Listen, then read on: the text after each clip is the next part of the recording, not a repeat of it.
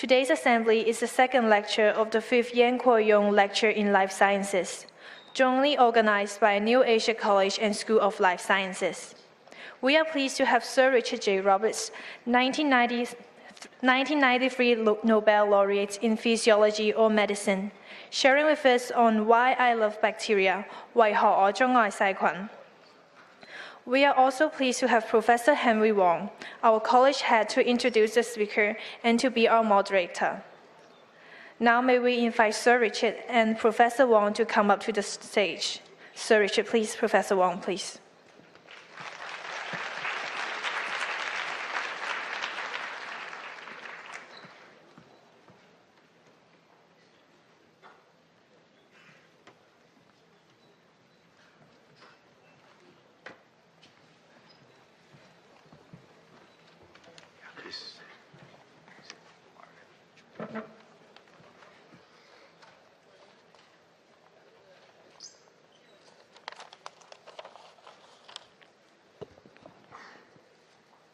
Sir Richard, honorable guests, fellow alumni, colleagues, and students, good morning. It is always a pleasure to introduce a distinguished scholar at the College Assembly. The year 2019 is an extremely important year of New Asia College because it marks the 70th anniversary of the college, as well as the 5th year of Yen Kuo Yung Lecture in Life Sciences. This year, we are honored to have Sir Richard J. Roberts, the 1993 Nobel Laureate in Physiology or Medicine and Chief Scientific Officer of New England Biolab, to share with us his insightful ideas and thoughts. New Asia College and the School of Life Sciences have co-organized the Yen Kuo Yung Lecture in Life Sciences since 2015 as a result of a generous donation to New Asia College from the family of Dr. Yen Kuo Yung, founding chairman of the Department of Biology of the college. The lecture series aims to broaden the knowledge of life sciences among staff, students, and the general public, particularly in its value and applications in modern society. Today, we will have the second talk here in this auditorium, and Sir Richard will speak on the topic, Why I Love Bacteria. Sir Richard studied chemistry, physics, and mathematics in the University of Sheffield. After obtaining his doctorate degree, he became a postdoctoral fellow at Harvard University. In 1993, Sir Richard and Philip A. Sharp were jointly awarded the Nobel Prize in Physiology or Medicine for their discoveries of split genes. Since the early 1990s, Sir Richard has been working as research director at New England Biolabs, a molecular biology reagent company located in Beverly, Massachusetts. His current research focuses on DNA methylation in bacteria and the use of bioinformatics to discover new bacterial gene functions. Last but not the least, may I also take the opportunity to pay tribute to the donors, Dr. Yam Kai Ming and his family, for the endowment, which is most vital to make these meaningful academic lectures possible. Thank you. Now may I invite Sir Richard to deliver the lecture, Why I Love Bacteria. Sir Richard, please. Thank you. Well, thank you. I'm going to talk to you today about bacteria. I love them. I absolutely adore them, and I hope that by the end of this talk you will too. I think bacteria have had rather a bad name over the years, and I'll explain why. But I want to start off by talking a little bit about the variety of bacteria that are out there. You find them in every possible part of the earth, and some of them are extremely interesting from many points of view, and I will end up talking about bacteria and humans. This is an abbreviated tree of life. If you see up here, these are the bacteria, all coming up around here. Down here, this is humans. If you want to see how far away we are from bacteria on the tree of life, you have to come all of the way down. This is more or less accurate as to how far away we are. This is maize, this is a plant, and this is man. They're pretty closely related by comparison with the bacteria. And bacteria, of course, were here long before we were. In fact, almost all of the genes that we have in our bodies originated from genes that were in bacteria or in archaea, which is the other major branch of, it's the other major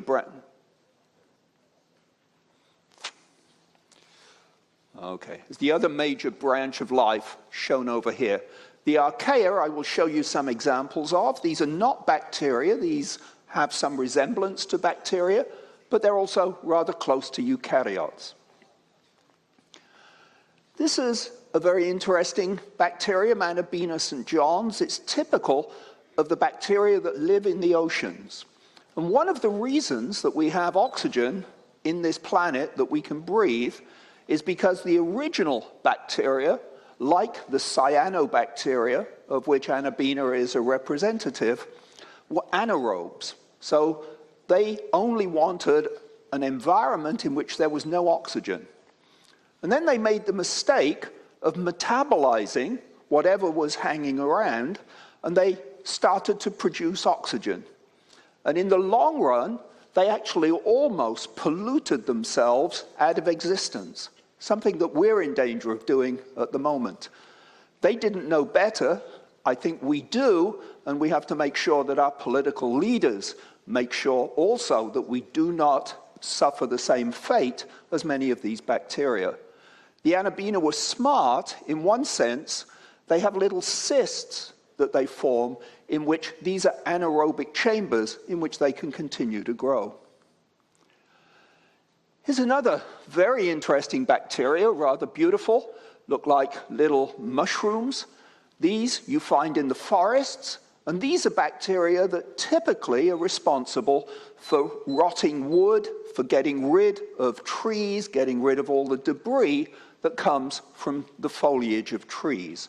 We find these all over the place.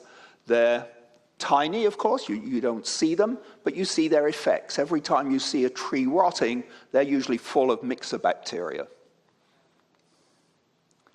Gosh, this doesn't change the slide so easily. Okay, this is a close-up of one of them. They're rather nice. They have quite big genomes, and they do a bunch of interesting things, but I'm trying to avoid telling you about too much science in this talk. I want you to rather come away with the idea that there are a lot of extremely interesting bacteria out there, and they're absolutely vital for life.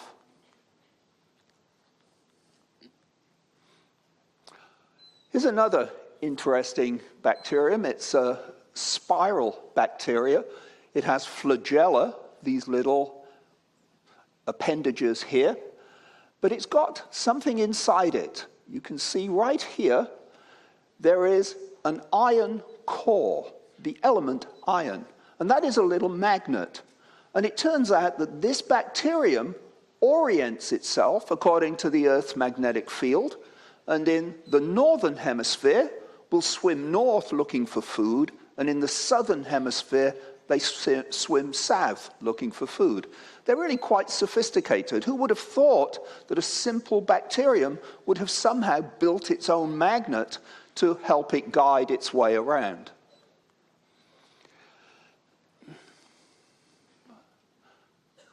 I see this, okay. Now I want to talk now about another extreme environment that is out there. You probably know that there are many underwater volcanoes on the planet. If you look down in the Atlantic Ocean, there's a ridge that runs down there, and these are littered with small volcanics. We call them black smokers. And these are pouring magma out of the Earth's core, and of course, as it comes out, it's extremely hot. But it soon cools off because the seawater around it is rather cold. And so you get this big thermocline, a big thermal gradient in which you find organisms living. Now, these black smokers don't last forever. They're not continuous. They tend to erupt, just like a volcano does, and then they die down. But the life forms get to these volcanoes very quickly. We don't exactly know how they do it most of the time, but there's quite a variety of life forms there. Over here on the right are some things that we call tube worms. These organisms are really just a big shell. They have a eukaryotic worm-like structure inside them, but what they live on is actually hydrogen sulfide. And they have inside them colonies of bacteria that can live on hydrogen sulfide.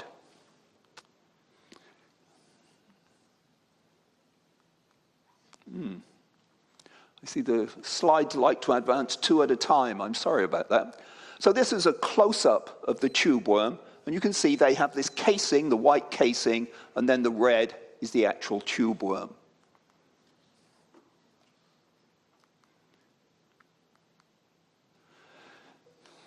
This is not working as well as one might like. Let's try it this way.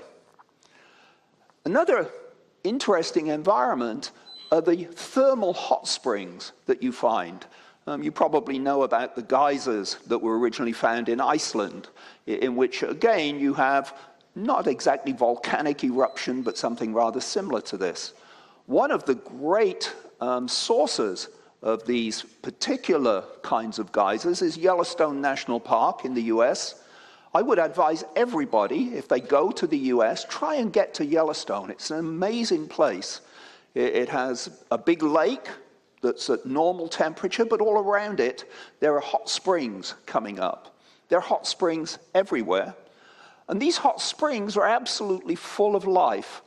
These green organisms here, a variety of bacteria, some cyanobacteria, some are others, and they live in a very narrow temperature environment, which they love, and they hang around. Over here, there are a bunch of organisms that produce and take iron out of the rock. And so you end up with these beautifully colored arrangements around the geysers and around the hot springs, and these are all bacteria that are growing there.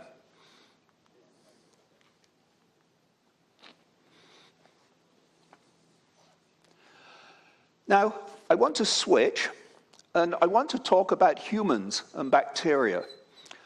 And just in case you're not aware of it, if I were able to kill all of the bacteria that are living with you, which you might think was a good thing because, of course, they cause disease of one sort and another, but in fact it's not a good thing because you would die. Your bacteria, the ones that live with you, that crawl all over your skin and are in your gut and in your hair, in every body part, these are absolutely essential for your life. Now, you might not think that, because what happened was that the microbiologists, when they first discovered bacteria living with humans, they were interested in the bacteria that caused disease. And I'll show you a little about this. And what happened was that there was just this massive amount of scientific work done looking at pathogenic bacteria, looking at all the bad ones. And so most people came away after about 100 years of research thinking that all bacteria were bad. In fact, it's exactly the opposite, as I will show you in a moment. Now, when we look at the number of cells that are present, the number of human cells that are present, They're of the order of 10 to the 13. That's a pretty large number. You've got a lot of human cells. There's at least as many, maybe 10 times as many bacterial cells that live with you. So there's actually more bacteria living with you than there are human cells. If you look at the number of strains, typically a human will have in excess of 20,000 strains, maybe as many as 50,000 different strains of bacteria living with you, and they will vary in where they like to live and what strains are present. In terms of the amount of DNA, the human genome is about 3 billion base pairs long. The total length of all the DNA in the bacteria with you is about the same. But the human DNA is full of introns, these things that I discovered that I won the Nobel Prize for. So the actual number of genes is pretty small. The number of regions in the human genome that code for proteins is pretty small, maybe 23, 24,000, something like this, not that many. But when we look at the bacterial genes, tremendous variety of genes, and more than 1 million bacterial genes that are helping keeping you alive. This just gives you some idea of the microorganisms that are present in humans. So when we look on the skin, you get a lot of staphylococci. You often think of Staphylococcus in terms of Staphylococcus aureus, which is rather nasty. In fact, most of the staphylococci that live with you are Staphylococcus epidermidis, and they live in little gullies, little cells, little pores that are present in your skin. And these are very important. They're not pathogenic. They help keep your skin looking good. Also, many others. In the mouth, you have a lot of organisms that live in your mouth that very often are responsible for starting the digestion of the food that you eat.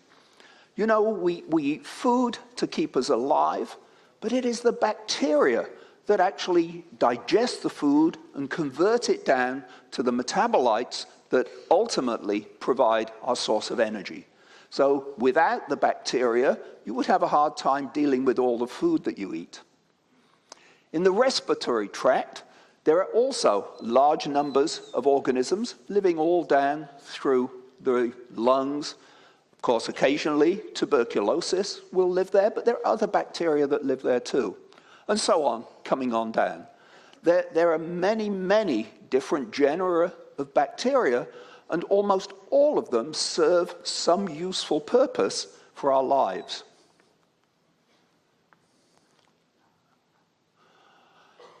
Now I want to tell you why bacteria got a bad name.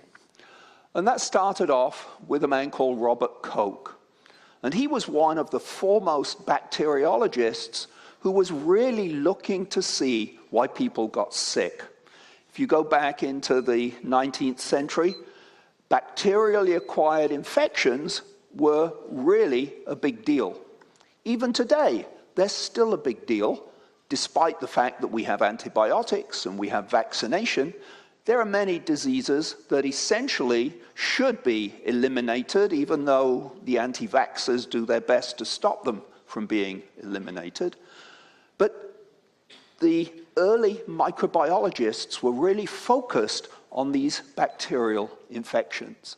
And so you see anthrax was a big problem caused by a bacillus, suppuration by staphylococci, gonorrhea, of course, this disease you don't want to have to go home and tell your family about. This was found to be caused by a Neisseria gonorrhea, which is still fairly widespread. And coming on down, tuberculosis, and you'll see many of these early ones were discovered by Koch. He understood, figured out what these were doing. Coming all the way down here to 1906, we're down to whooping cough, bordetella, syphilis, caused by a treponema.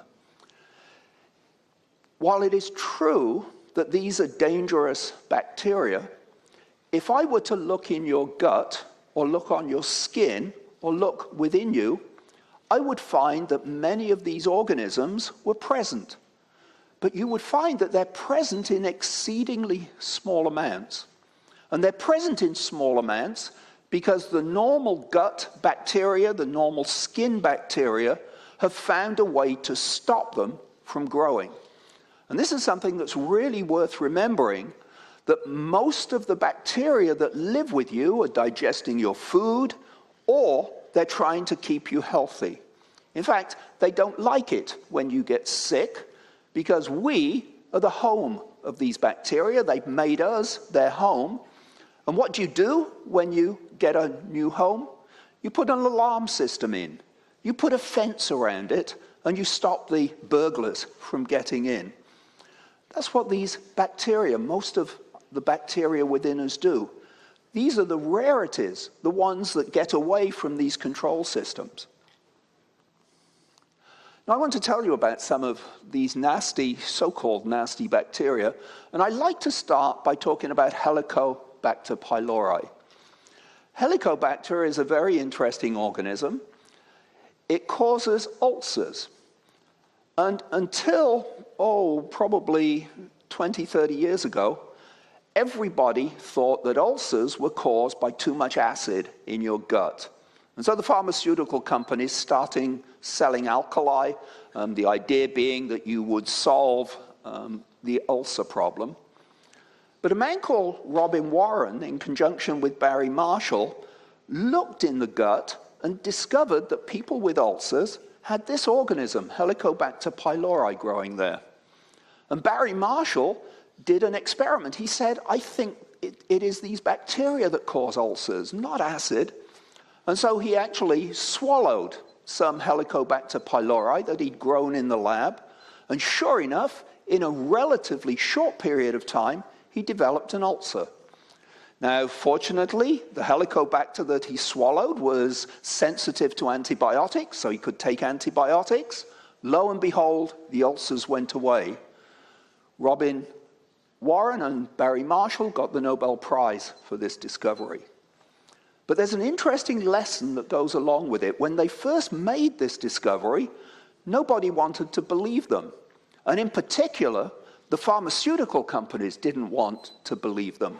And they went out of their way to try to show that what they were saying was wrong. And they did everything they could to try to stop this piece of science getting into the public perception. You have to be very careful whenever companies are coming along and telling you stories that might affect their bottom line. Most companies are there to make money, and they don't like anything that stops them, even if the science tells them that it's correct. Just think about global warming and the oil companies. Now, this bacterium, while is rather nasty, you might think this was not good. It causes ulcers. It turns out it can also cause cancer. You can get cancer of the stomach and cancer of the esophagus when these bacteria get out of control. Not usually a big problem, but it can be a problem. And so you might think that it would be really good if we could wipe out all Helicobacter pylori. But as with most stories, there's a silver lining. It turns out that if you have a good Helicobacter infection going, not that it's dangerous, not one that is causing cancer or causing ulcers, but just naturally growing, you do not get asthma. This organism protects you from asthma. If you look in the developing world, that is almost an unknown disease because they're almost all infected. You look in Hong Kong, you look in Singapore, you look in the developed world, we have taken so many antibiotics that typically we have killed all of our Helicobacter pylori. And this is only one of the downsides of taking too many antibiotics. We have gone crazy in the way in which we prescribe antibiotics, in the way in which we make them available over the counter, to the point where now many of the bacteria that we would like to be able to kill, to get rid of when they're pathogenic, they're resistant because we have overused antibiotics so terribly.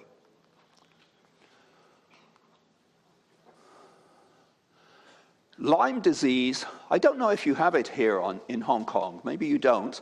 This is a disease that is present in the US, it's present in many Caribbean islands. It's caused by an organism called Borrelia. Borrelia is carried by ticks. When you go out, the ticks that carry Borrelia live on deer. When you go out in the summer where I live, then you get bitten by a tick. If the tick has a Borrelia infection, transmits this bacterium to you, and you end up with these lesions. You see a big lesion on your arm or your neck or wherever the tick bit you. It takes a few days for this to come up. It's only there for a short time. It's there for about 2, 3, 4 days, and then it disappears. If you catch the circle, this lesion, when it occurs, you can take antibiotics. That will kill the Borrelia, and you won't have a problem. But if you miss this, and you don't get the Borrelia early, it can spread around your body, and it gets into the nervous system, and it gets into the brain, and it can actually cause dementia. It can be a very serious problem, and it is very, very difficult to get rid of it once it's got firmly established. And it's a shame in a way, because this is Borrelia. Borrelia is this beautiful spirochete. It's a nice spiral organism. Looks rather nice, but can be deadly in the sense that it will cause brain damage, and you will not enjoy the rest of your life if you don't do something about it. I want to tell you another story, an interesting story. This is about Vibrio cholera. You probably have all heard about cholera. Cholera is something that gets into epidemics when you get this organism into the water supply, and it can be very nasty. It's really a serious problem. Turns out that this organism is present in seawater all the time. You and I go out swimming, we swim in the seawater that contains Vibrio. Doesn't usually cause a problem. It mainly causes a problem when it gets into the drinking water supply. So as long as you just get on your skin, it's okay, but you start drinking it, it causes a problem. And this was particularly dangerous in Bangladesh, among other places. They have a lot of problems with it because Bangladesh is a very low-lying country. You get seawater coming into the drinking water rather regularly. A lady called Rita Colwell, who used to be head of the NSF in the US, made a startling discovery. She realized that Vibrio cholera, this bacterium, likes actually to hang out with a larger eukaryotic organism and typically sticks to it. This is a Volvox around here, and the individual Vibrio cells like to hang on to the Volvox. Now, Volvox is quite a big organism, and you can filter it out of water. In fact, the ladies in Bangladesh wear these beautiful saris that are very tightly woven. And if you just filter the water through the sari before you drink it, you get rid of 99.9% of all of the Vibrio. And this is a way of taking water that is contaminated and making it clean. Very, very simple solution, because all of the ladies in Bangladesh wear very nice saris, and they wear these tightly woven saris.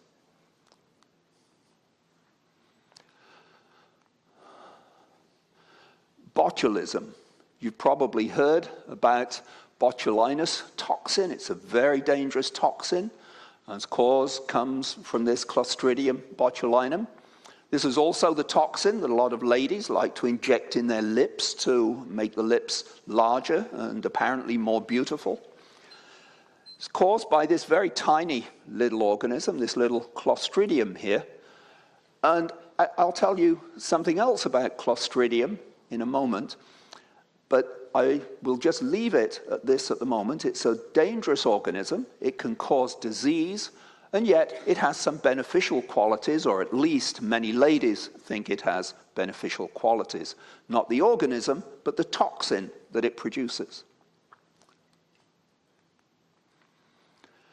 Typhus is an interesting disease. This is caused by an intracellular bacterium. This is a bacterium that lives inside human cells. And you can see inside the cell here you have these little particles. Causes typhus, which is a very nasty disease. This was something that was a major problem during the First World War, during the Boer War, during early wars. It spreads very easily. Fortunately, resistant to antibiotics. And so this is a disease it's easy to treat with antibiotics. Treponema denticola, this is an organism, a treponeme that lives inside your mouth. Most of the time it doesn't cause a problem, but occasionally it can grow out of control and cause a small problem. But it's rather beautiful, another of these beautiful little spiral bacteria, long, elongated spiral.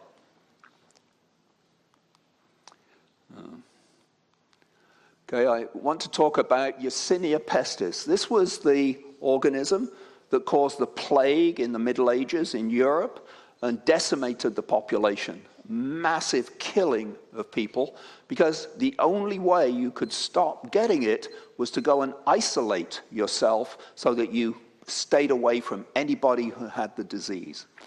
And this has been a constant way over time that people have tried to get away from infectious diseases. You either take the people with the disease and put them in essentially a prison and stop them from infecting everybody, or you go and hide and get away from them yourself. When I was a kid, tuberculosis, TB, was a major problem.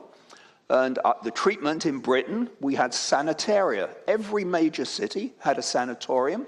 And if someone got TB, they had to go and live there for a period of time until either they were clear or they died. It was very difficult to get out of the sanitaria until penicillin came along. Turns out penicillin was the wonder drug for tuberculosis, but is no more, no longer a wonder drug.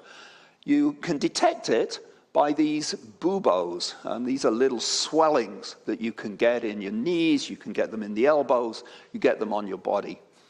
Now, you might have thought that this disease would have been wiped out. It's not.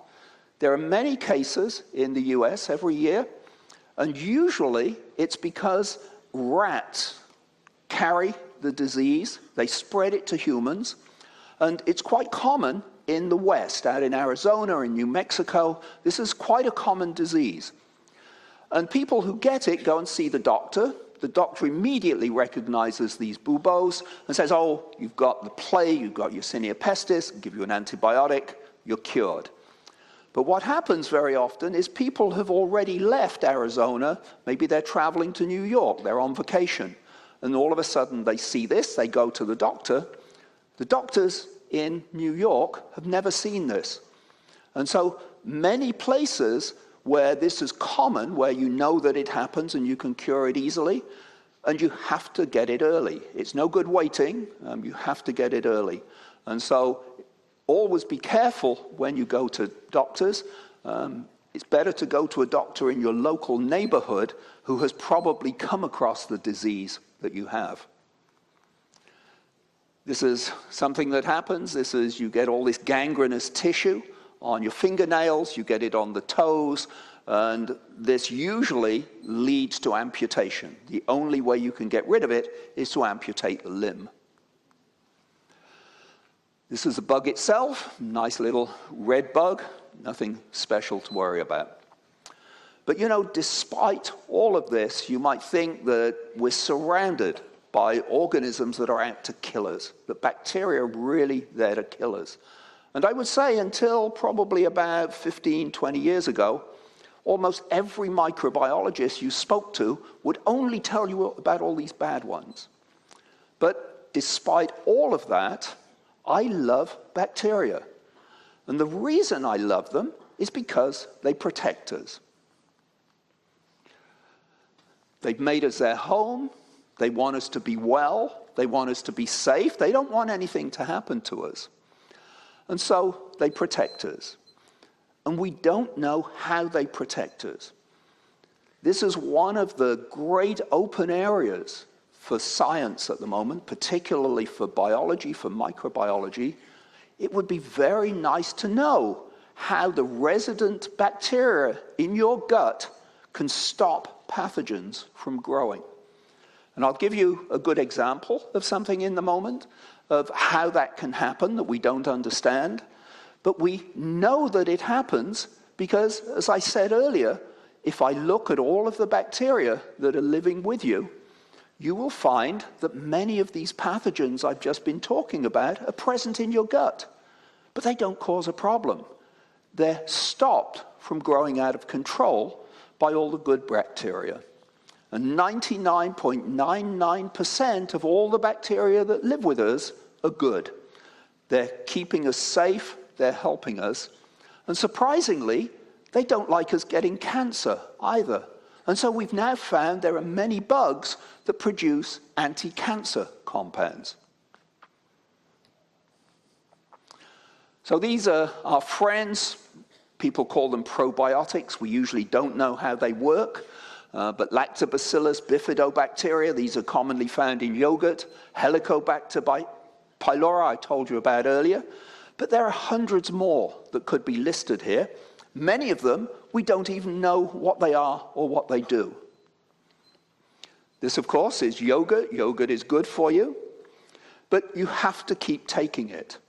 Okay? I can take some lactobacillus, gets in my gut, but it doesn't survive very long.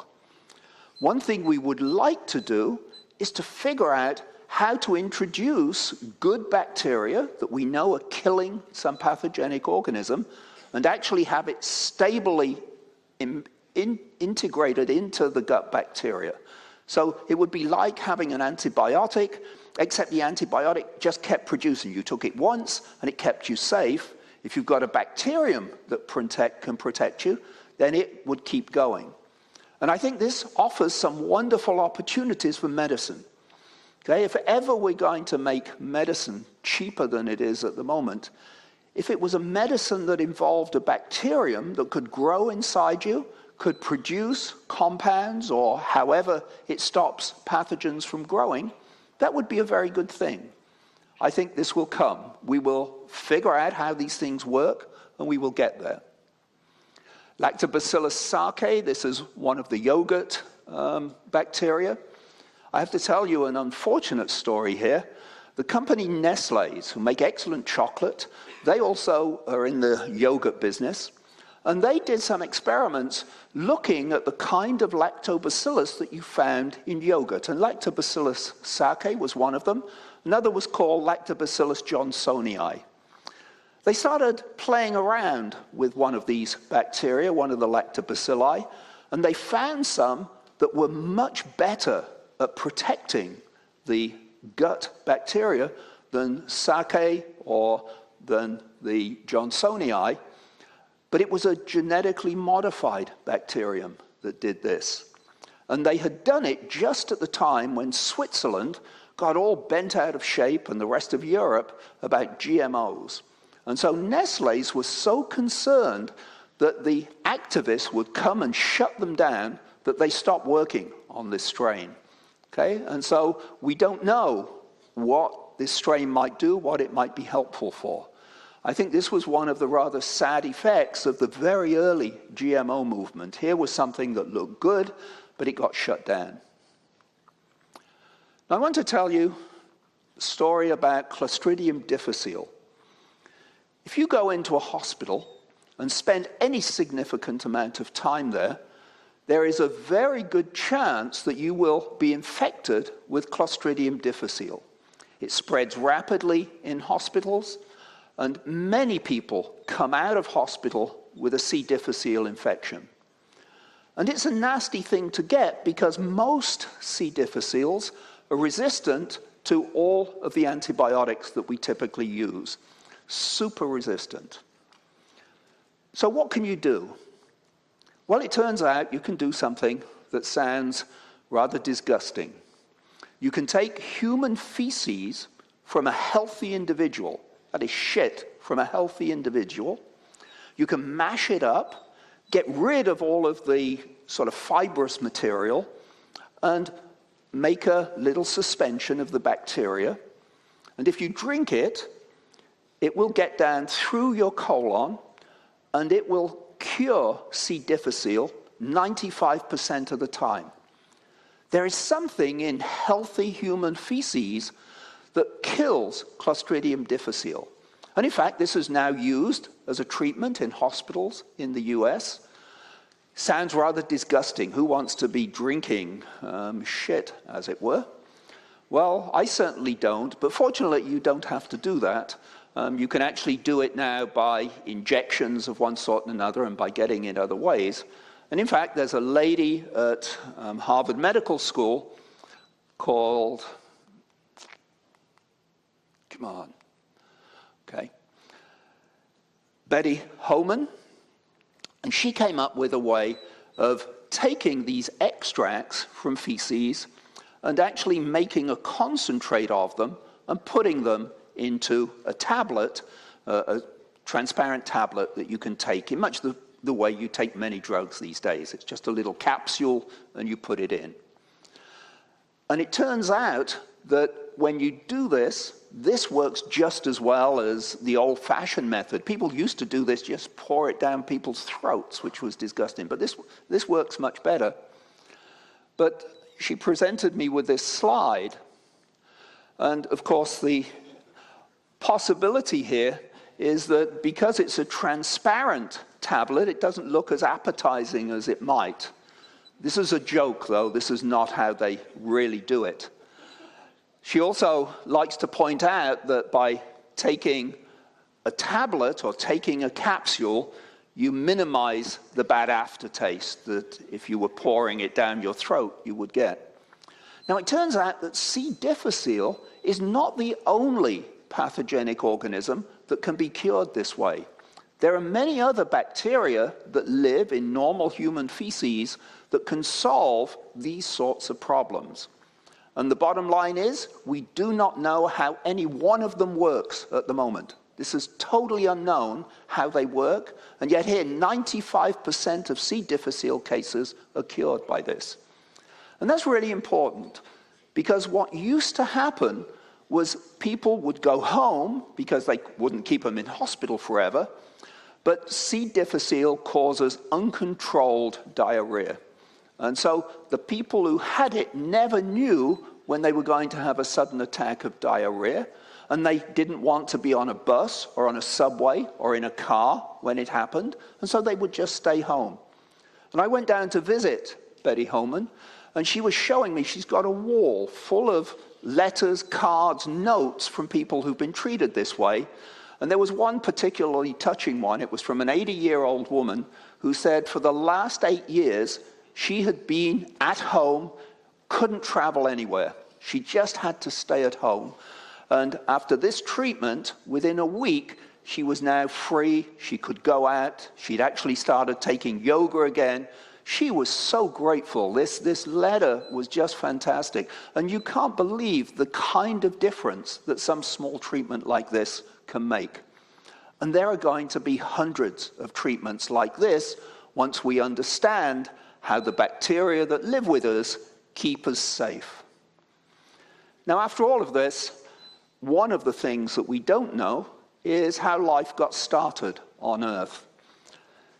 If we look back, we can go back so far. We can see that within a relatively short time after the Earth cooled down, life began to appear. One possibility is that actually life started elsewhere. Life might have started on Mars, because Mars is about the same age as Earth. There are constant meteor impacts, and we know that material from Mars makes its way to Earth. And what I'm hoping is that before I die, we will find out where life came from, and maybe we'll discover it did start on Mars, and we're really all Martians. Thank you.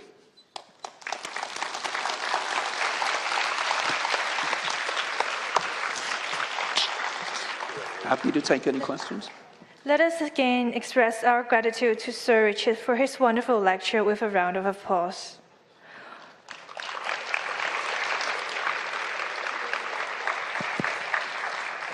All right, now as usual, we can take several questions from the audience. But before you do so, please tell us your name, your department, and your year. Can I have... There are some microphones out there for people. Yes, the microphone is just over there. Anyone want to? I think you all are beginning to love bacteria after the talk.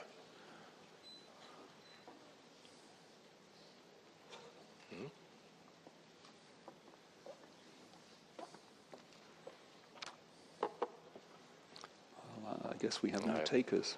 Question from the colleagues from the School of Life Sciences first, just to warm up. KB. I'll give you. Rich, wonderful talk. I love bacteria myself. Oh, good.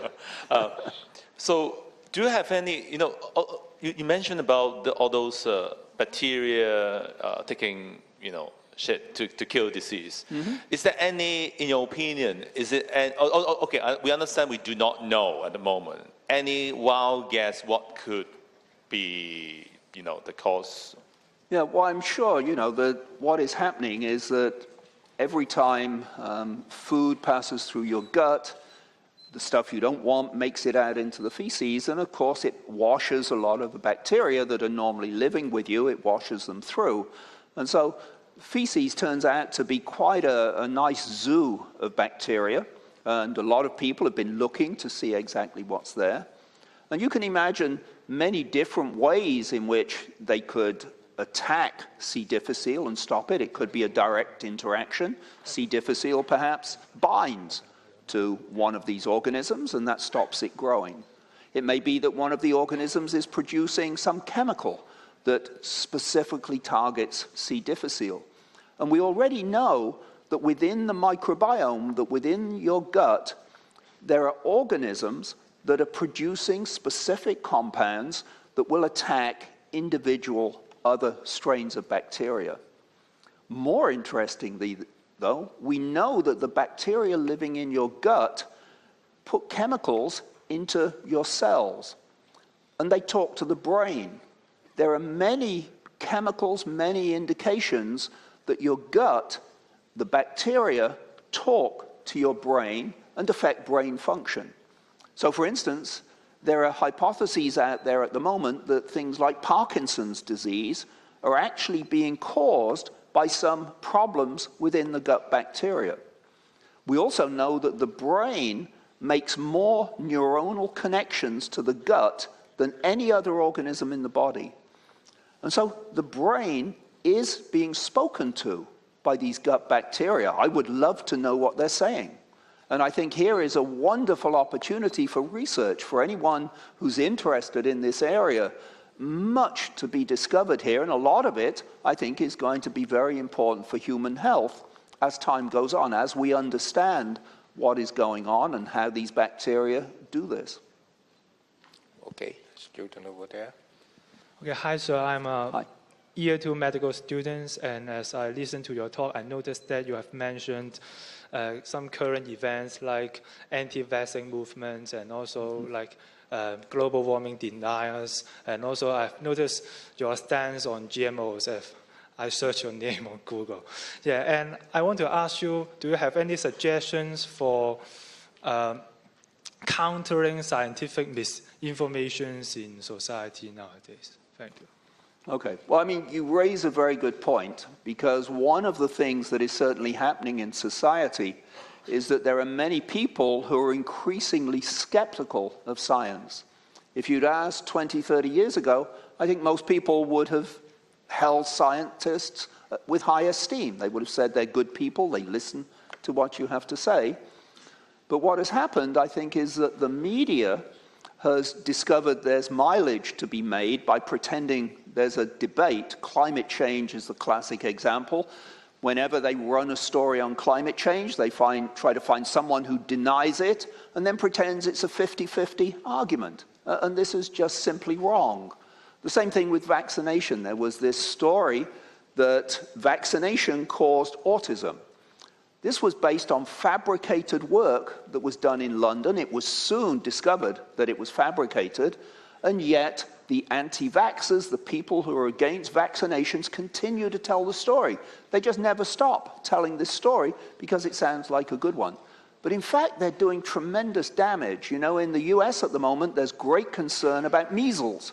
You know, measles is a disease that should not exist in the developed world. We have terrific vaccine against it. You know, it should have been eliminated. But what's happening is the anti-vaxxers have convinced small communities, oh, you mustn't vaccinate your kids. And it just takes one of them to get measles. Measles is endemic elsewhere in the world. You go to Africa, you go to many developing countries. Measles is a disease. And it spreads incredibly rapidly. The interesting point is that when a case of measles occurs in a community where they hadn't been vaccinating their kids, I will guarantee within a couple of days all of those kids go to get a vaccination. Okay, so the parents know that this is something that works, they go out and do it, and yet beforehand it takes a major outbreak before they suddenly decide they're going to start listening to science. But I think we also have some problems ourselves in that we do not communicate science terribly well to the general public. First of all, there are very few of us who actually make a point of going out and talking to the general public in language they can understand. You know, most scientists just resort to telling you about fancy experiments and using terms that the general public doesn't understand, very often that scientists in another field don't even understand. And I think we would do well to make sure that all of the scientists who we train in the universities and train earlier on in schools learn how to speak about their science to the general public. And I have a test that I give my students. I tell them, I call it the grandmother test. And the test is to be able to tell your grandmother what you do in the lab every day and tell her in words that she really understands. And to test whether or not she understands it, she has to go and tell all her friends how smart you are because you're doing this wonderful science in the lab. And I think this is a very good exercise, just to find someone who is not a scientist and explain either what you do or what somebody else does. And in this way, I think we can regain the trust of the public, but we've got to talk to them. We have to go out and talk to them. Go to local Rotary clubs. I go to Rotary clubs, I talk about GMOs at the moment, but I've talked about other things. I go to classrooms, I go to school, I talked to a class of 12-year-olds the other day, and afterwards they all were told they had to write me a note thanking me for going and talking to them. One of them wrote back and said, well, her parents had been anti-GMO. They were terribly against GMOs, and I'd been spreading the pro-GMO message. And she said she talked to them about what she'd heard from me, and now they had become convinced that GMOs were safe. Well, I thought this was the greatest conversion I'd ever heard, and this just talking to a 12-year-old. So talk to young kids, because they're actually much more open to things than their parents. And they can sometimes convince their parents of what is right and what isn't. So I think here's some homework for all of you. Find someone who is not a scientist. Go talk to them about what you do. Okay? Thank you very much for your response. So the take-home message is to always talk to your grandma. It's easy for me because my grandma no longer lives. Uh-huh. Well, but you know, you can go and still talk to her. It's just she's not listening anymore. Talk to the photo. It's easy. Well, why are you so quiet? On me? Any question? Good.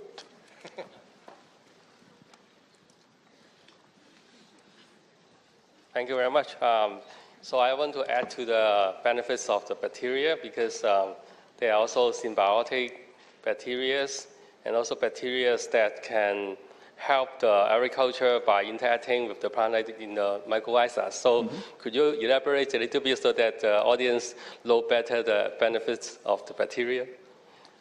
Sure. Well, you know, when we talk about the bacteria that live with us, we talk about them as the microbiome. And every organism that lives on the face of this earth has a microbiome associated with it. And in the case of plants, there are bacteria living in the soil that make nutrients, produce nutrients that help the plants to survive. Rhizobacteria, a good example. There are bacteria that live on the leaves of plants that can help the plants survive. They can produce compounds that will stop pests from eating the plants. This is a good thing. But in general, we have done so little work in this area of looking at the microbiomes of other organisms that we know very little about it. Our knowledge is minuscule by comparison with what's out there. One of the interesting things that I'm particularly interested in is soil microbiome and how you can persuade bacteria to regenerate soil. You know, if you look in many parts of China, there are major areas that are basically barren. Nothing will grow there anymore because of chemical pollution. It would be very nice to understand what sort of bacteria we could spread in these areas that would regenerate them, would remove the toxins, and would regenerate the soil. This is something that can be done. If you look at many areas of the world where the land is fairly barren, it's rocky, but you know, rocks can be eaten by bacteria. Rocks can produce soil. I have a project that I'm trying to get started in East Timor. They have a major problem there. They don't have a lot of arable land, but they have lots of land that's rocky that I think could probably be rejuvenated and could be made into good soil fairly easily. And so the government in East Timor are quite interested in this. And of course, they don't have a lot of money, and so they will need some help to get it going. But I think there are wonderful opportunities here to deal with soil and to make soil much better. So, but every organism, all of your favorite organisms have a microbiome, and we can learn how to use it.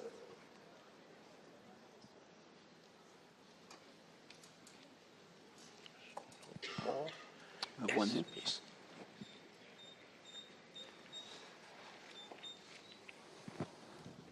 Maybe you want to keep this one up here and leave that down there.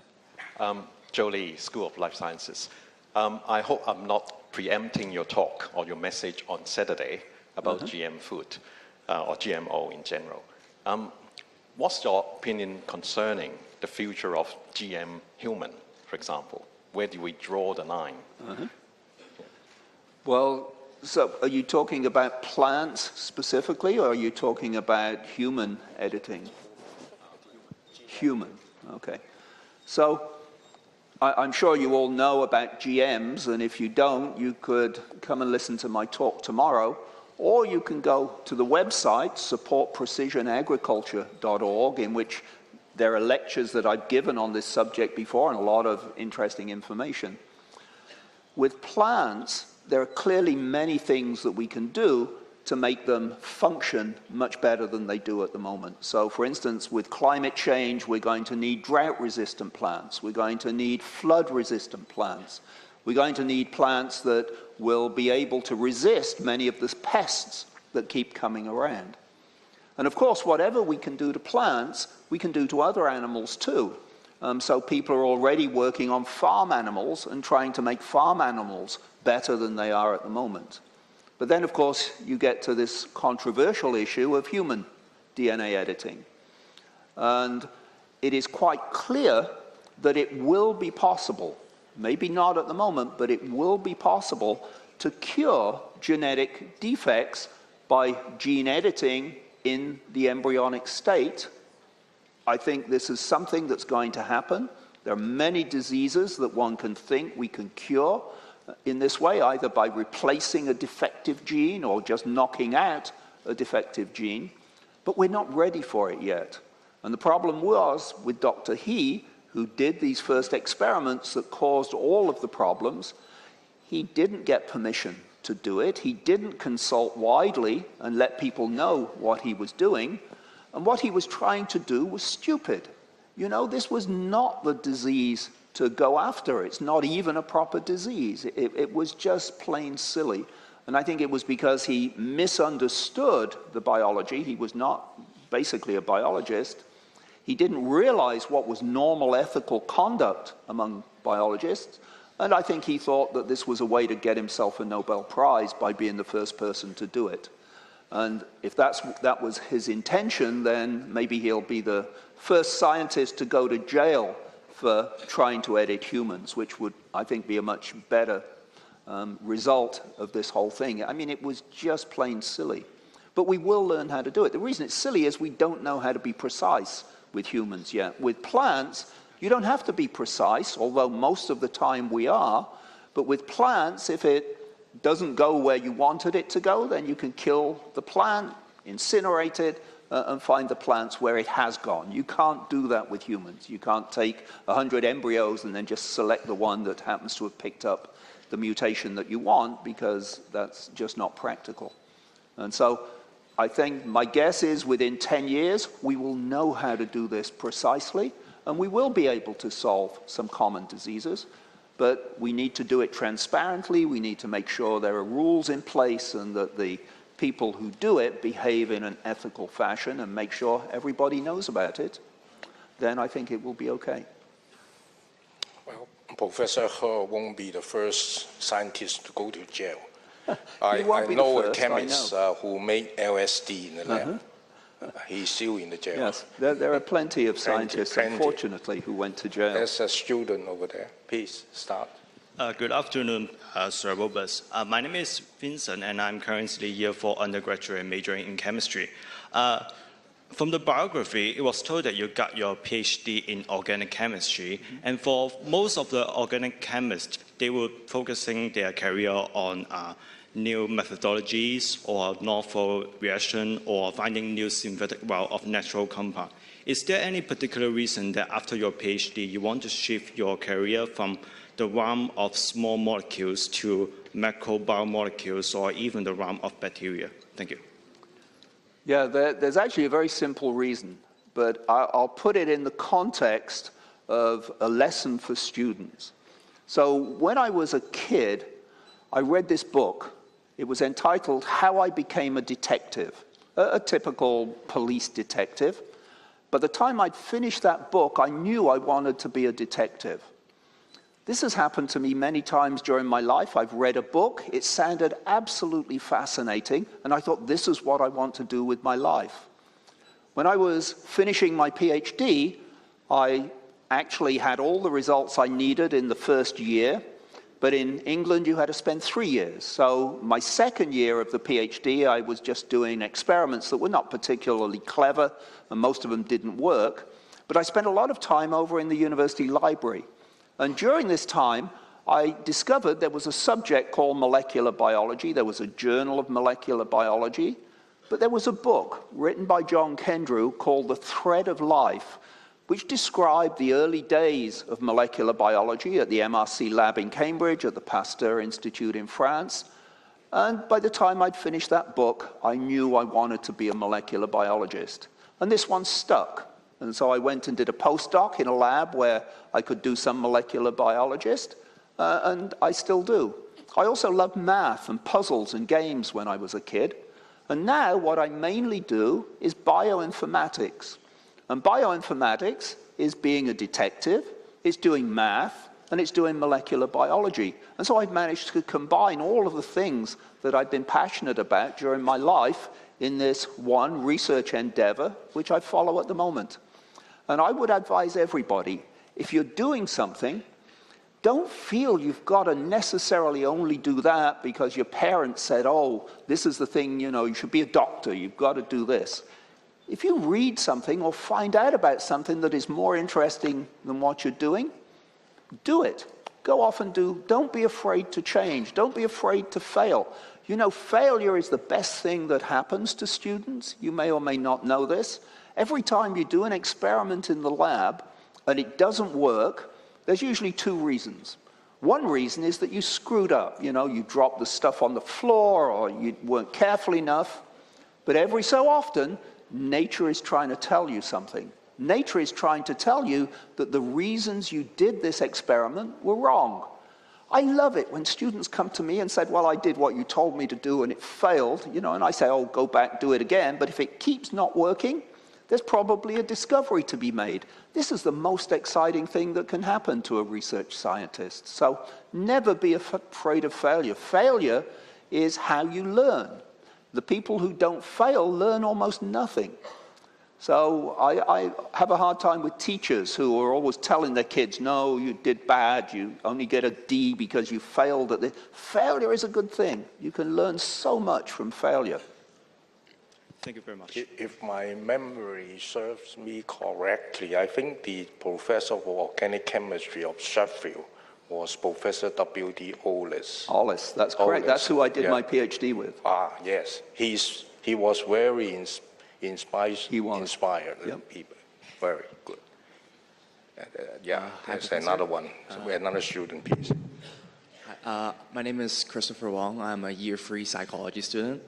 My question is basically, I recently watched a video about industrial farming, and actually that has caused a very large-scale loss of the biodiversity of bacteria in the soil, and that is actually going to lead to a lot of large-scale food shortages over time, and that one way to recover is to perhaps help the soil regain its bacteria biodiversity. But with so much industrial farming we have on Earth nowadays, how could we recover so much soil in so little time before we all, starve to death?